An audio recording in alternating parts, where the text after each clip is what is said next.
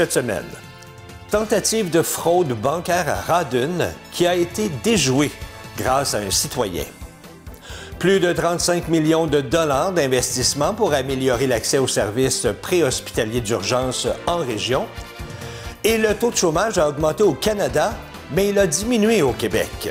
Bonjour, ici Danny Bérubé. Bienvenue à vos actualités régionales.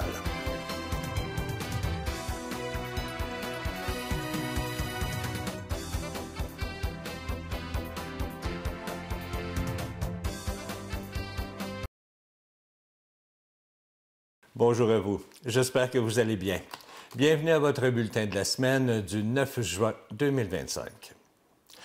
À Rawdon, une tentative de fraude bancaire a été déjouée grâce à la vigilance d'un citoyen et à l'intervention rapide de la Sûreté du Québec.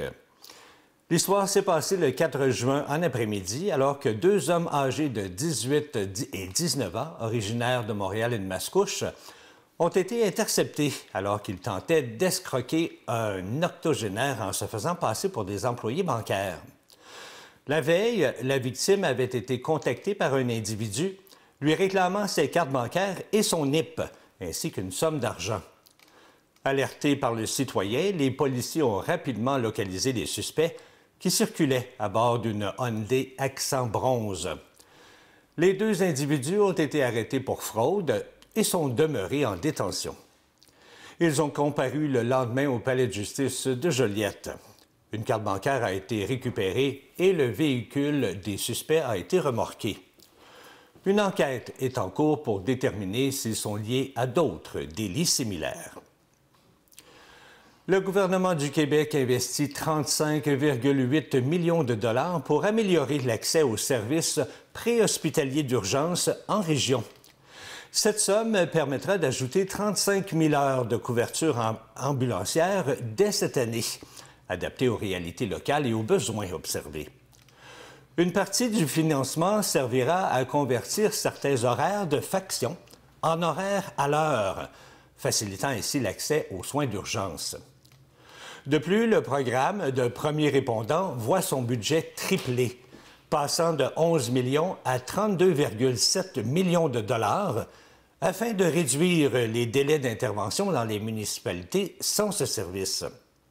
Cette annonce fait suite à un rapport du vérificateur général par intérim, M. Alain Fortin, qui a révélé que près de la moitié des appels très urgents dans ces municipalités prennent plus de 10 minutes à être traités.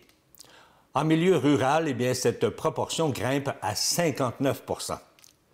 Le ministère de la Santé espère ainsi faire passer la couverture de la population de 50 % à 80 % d'ici 2028. Une cinquantaine de municipalités ont déjà exprimé leur volonté de mettre en place un service de premiers répondants.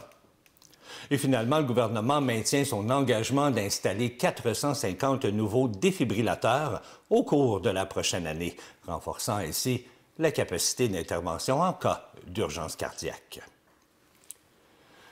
La Marche des femmes contre la pauvreté célèbre son 30e anniversaire cette année. Et dans l'Anaudière, c'est près de 120 personnes qui se sont réunies pour souligner une lutte emblématique qui perdure. Le 4 juin dernier, au parc Lajoie à Joliette, des militantes et citoyens ont rendu hommage aux marcheuses du mouvement du Pain et des Roses, initié en 1995. À l'époque, 850 femmes avaient parcouru 200 km pour revendiquer des mesures concrètes contre la pauvreté et les inégalités. Grâce à leur mobilisation, des avancées ont été obtenues, comme la loi sur la perception automatique des pensions alimentaires et une amélioration des conditions de vie de certaines femmes immigrantes victimes de violences. Malgré ces progrès, la lutte demeure pertinente.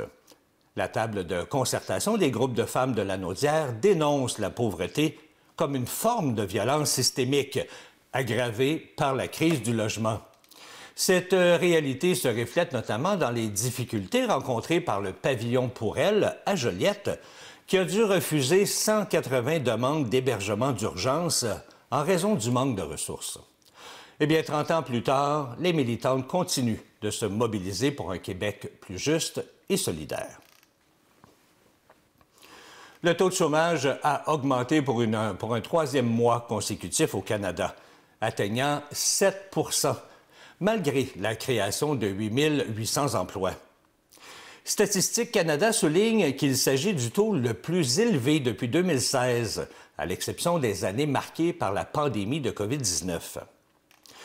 Les secteurs du commerce de gros et de détail ont contribué à la croissance de l'emploi, mais ces gains ont été contrebalancés par des pertes dans l'administration publique et le secteur manufacturier, qui a perdu, lui, environ 12 000 emplois. Au Québec, eh bien, l'économie a perdu 17 000 emplois en mai, mais ce recul vient compenser une hausse similaire enregistrée en avril. Ainsi, le taux de chômage québécois a légèrement diminué, passant de 6 % en avril à 5,8 % en mai. À Rawdon, la toute première édition du tournoi de golf Bénéfice a réuni 120 golfeurs pour soutenir la lutte contre le cancer. Ce tournoi était organisé par Annie Préville, propriétaire de Préville Vision Confort, et Annick Perrault, copropriétaire du Rawdon Golf Resort. L'événement avait pour but d'amasser des fonds pour la Société canadienne du cancer, tout en rendant hommage à Yvon Préville, décédé de cette maladie il y a près d'1 an. La générosité des participants a permis de recueillir un montant impressionnant de 34 000 $. En plus du tournoi, bien, les convives ont profité d'un repas 3 services et d'une prestation musicale. La soirée s'est terminée sur une note festive avec un encas animé par Sylvain Joly qui a contribué à augmenter les dons.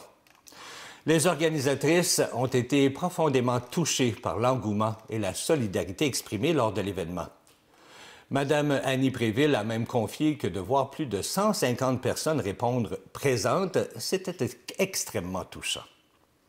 Fort de ce succès, bien, un deuxième tournoi a déjà été annoncé et se tiendra le 29 mai 2026. Toujours à Rawdon, eh bien, le maire Raymond Rougeau a annoncé qu'il sollicitera un deuxième mandat lors des élections municipales de novembre prochain.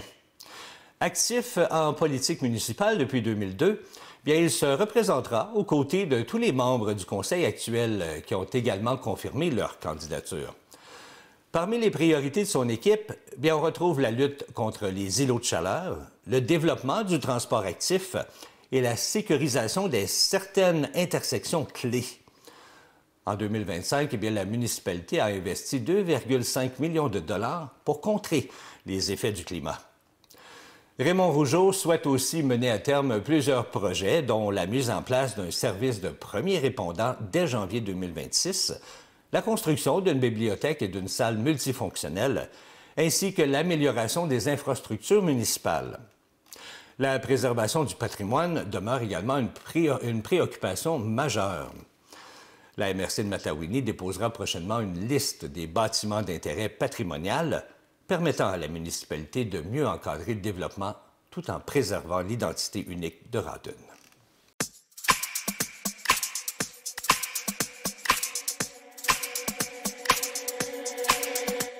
Bonjour, chers Mandevilloises et Mandevillois. Je vous mets au courant de l'Assemblée du Conseil du 2 juin. Ça a commencé avec la soumission du rapport financier de Michaud Clément. Donc, c'est l'audit annuel qui passait sur les finances essentiellement de la municipalité en date du 31 décembre 2024. Donc, ils nous ont soumis leur rapport, ça a été accepté. Et vous ne serez pas surpris que la municipalité reste en santé et le rapport a été très favorable. Au niveau de les poutines journalières, en fait, de demandes qu'on reçoit, on a eu des acceptations et des contributions pour la Fondation québécoise du cancer, la Fondation québécoise du rein. Aussi, on a eu une demande de santé à cœur pour l'utilisation des salles gratuitement qu'on a accordées. On a soumis une demande d'exemption de taxes au ministère du Revenu au trouvailles de Mandeville. Et on a aussi acquiescé à une demande du Sac des fermières pour l'utilisation de la salle gratuitement. Cet été, nous aurons, comme par l'été passé, un agent de la paix disponible à partir de la mi-juin jusqu'à la mi-septembre.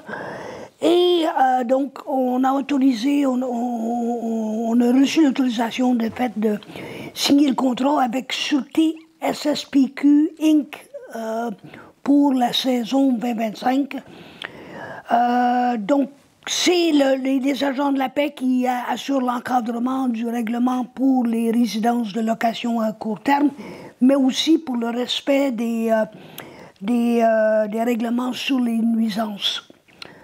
On a eu le dernier dépôt pour les changements de zonage. Il y a 3 zones qui ont été affectées, dont la création d'une nouvelle zone, la zone F15, au lac Long, qui inclut le lac Anker et le lac Long. C'était à la demande de l'Association des propriétaires et le comité d'urbanisme s'est penché sur le dossier. Et on a trouvé que la demande faisait du sens et ça nous permet de mieux protéger l'environnement du lac Anker et du lac Long. On a passé un nouveau règlement suite aux exigences du gouvernement du Québec sur l'installation de compteurs d'eau qui touche les commerces de Mandeville et une vingtaine de résidences à la demande de le gouvernement du Québec. Finalement, on a aussi adopté le premier dépôt d'un nouveau règlement pour encadrer l'utilisation de conteneurs marins dans la municipalité. À date, on n'avait rien, donc c'était un peu à la guise de n'importe qui pouvait installer les conteneurs. Donc, on a cru bon de bien l'encadrer. Et le règlement est disponible à la municipalité pour tous ceux que ça intéresse. Dans un dernier point, j'ai 2 derniers points de fait.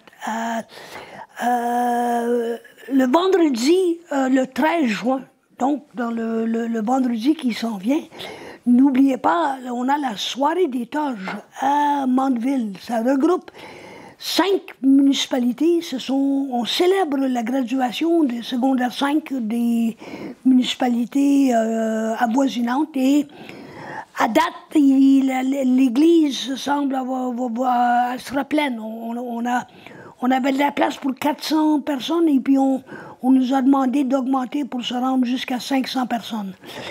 Dans un dernier point, on a complété hier une vidéo avec Alexis le randonneur, Alexis Nantel, et ça va paraître à TVA Sport pour les sentiers du lac Anker, les chutes du Calvaire, la pourvoirie Mastigouche et les Mastigosseux. Et c'est une diffusion qui va se passer à 9h le 12 juillet sur TVA Sport. Merci de votre écoute et bonne semaine à tous et à la prochaine.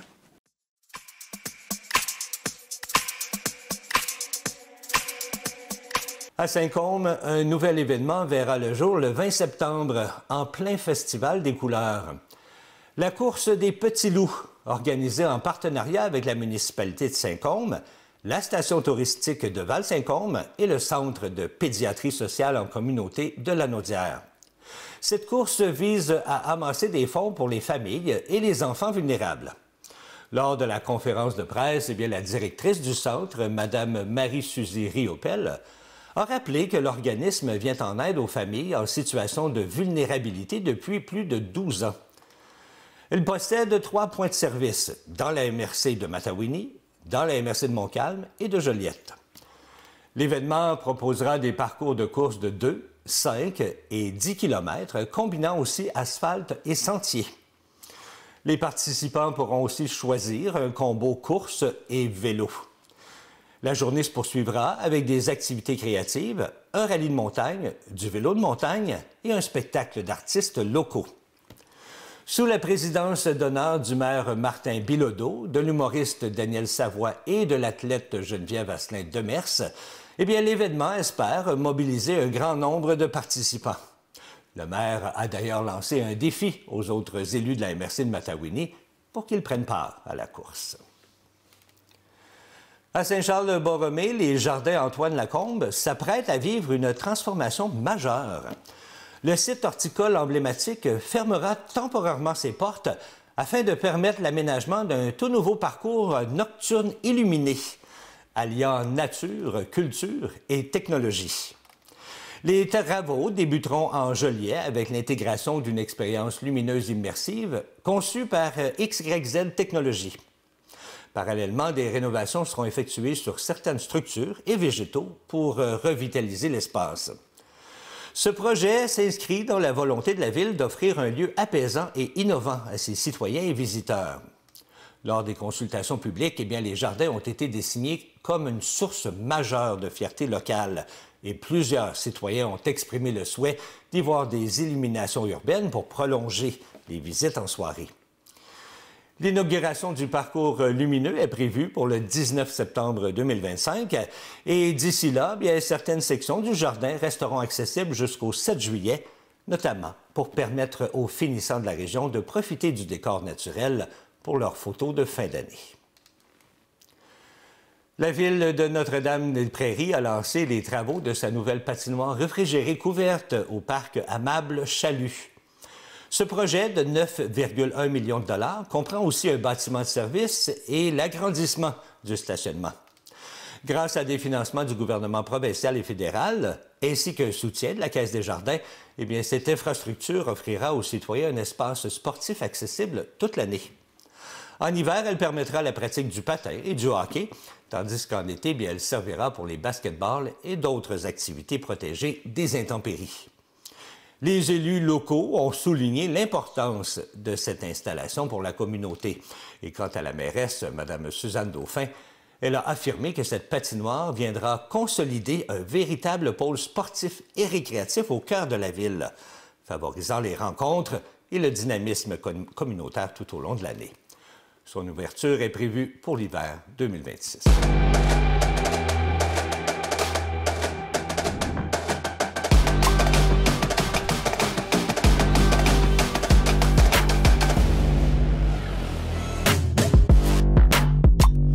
La Coalition pour l'avenir du sport et de l'activité physique au Québec réagit au rapport final de la Commission spéciale sur les impacts des écrans et des réseaux sociaux sur la santé et le développement des jeunes. Elle insiste sur l'importance de promouvoir l'activité physique comme alternative aux écrans et appelle à lever les obstacles à la pratique du sport et du plein air. Le rapport met en lumière les préoccupations croissantes concernant le temps d'écran chez les jeunes et ses effets sur le bien-être physique et mental. L'association soutient les recommandations du rapport, notamment l'optimisation des infrastructures existantes, le développement d'installations polyvalentes et accessibles, ainsi que le soutien accru aux organismes de loisirs et aux fédérations sportives. Elle rappelle que ces mesures sont essentielles pour encourager les jeunes à bouger et à adopter un mode de vie actif. Regroupant des milliers d'associations et de municipalités, la Coalition pour l'avenir du sport et de l'activité physique au Québec œuvre pour la pérennité des organisations qui favorisent la pratique sportive et la santé des Québécois. Son objectif est de garantir un accès équitable aux activités physiques et de plein air, contribuant ainsi au bien-être général de la population. Du 29 mai au 1er juin dernier avait lieu le championnat canadien de boxe, le Québec Open 2025. Ce championnat a eu lieu au pavillon de l'éducation physique et des sports de l'Université Laval à Québec. Plusieurs de nos boxeurs du club de boxe Brandon y ont participé. On écoute l'entraîneur-chef du club de boxe Brandon, M. Stéphane Marquis. Un premier champion de boxe pour Boxe Brandon au championnat canadien qui se déroulait du 28 mai au 1er juin 2025. Édouard Boucher a été sacré nouveau champion canadien chez les 90 kg juniors avec un super combat avec arrêt de l'arbitre au 3e round, ce qui le place maintenant dans l'équipe nationale de Boxe Canada, lui ouvrant plusieurs portes pour la continuité de sa boxe. Ali Chartier, chez les 57 kg juvéniles, a remporté la médaille d'argent. Alexis Paquin, chez les 60 kg juvéniles, a remporté la bronze, et ça sur 14 boxeurs dans sa catégorie. Donc, 3e position pour Alexis sur 14 boxeurs, c'est quand même un grand exploit. Sur 3 boxeurs qu'on a amenés au championnat canadien 2025, 3 podiums. Pendant ce temps-là, se déroulait aussi le Québec Open au même endroit, du 29 mai au 1er juin 2025. Zakaria Doukali a été sacré nouveau champion au Québec Open chez les 34 kg Benjamin, ainsi que Luca Grandchamp et Cassandra Coyette dans leurs catégories respectives.